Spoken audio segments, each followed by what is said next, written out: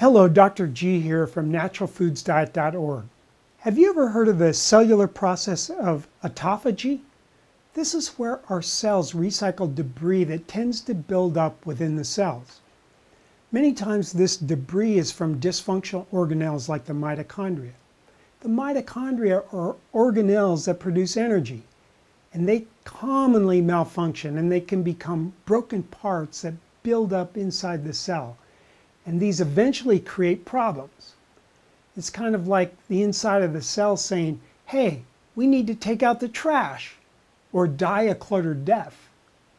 Autophagy is also part of our defense system, and it's one of the major ways that our cells fight invaders like viruses, bacteria, and parasites. Autophagy is active primarily in fighting intracellular attackers. Certain infectious diseases have learned to disable autophagy. Now, organisms that can do this include the herpes simplex virus 1, cytomegalovirus, and the Epstein-Barr virus. Now, all of these viruses can become chronic infections because of this ability. Autophagy also can defend against malfunctioning cells like a precancerous or a cancerous cell. Research has shown that when our autophagy system is broken, our health dramatically spirals downward and we age very rapidly. Now, autophagy is turned on when the cell is deprived of nutrients, such as after a fast. It's kind of like the cell says, well, since this guy isn't eating, we need to go out and find our own food internally. Autophagy is stimulated after the glycogen stores in the liver and muscle are depleted, which tends to occur about 12 hours after we fast. And it'll occur earlier if we're doing physical activity. Now, one easy way to stimulate autophagy, and this is to enhance our elimination of infectious diseases and to induce this cellular house cleaning, is to skip breakfast.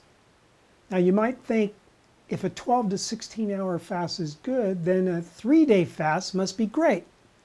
Well, the problem is that studies show that a longer fast doesn't increase autophagy any more than a shorter fast. Long-term fasting has the negative aspect of actually inhibiting autophagy once you eat again. So until we understand this process better, I recommend considering skipping breakfast several times a week. What I do is eat my evening meal, and I have no snacks before bed, and then skip breakfast. And I break my fast by having lunch the next day. This works like a charm. Now, before you do this, I always recommend listening to your body.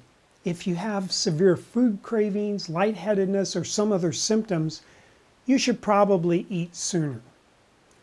Now, you might want to start with a 12-hour fast and try to build it up to the 16-hour fast that I do. Now, if you think about it, this is probably more how our ancestors ate before the modern conveniences of refrigerators and microwave ovens.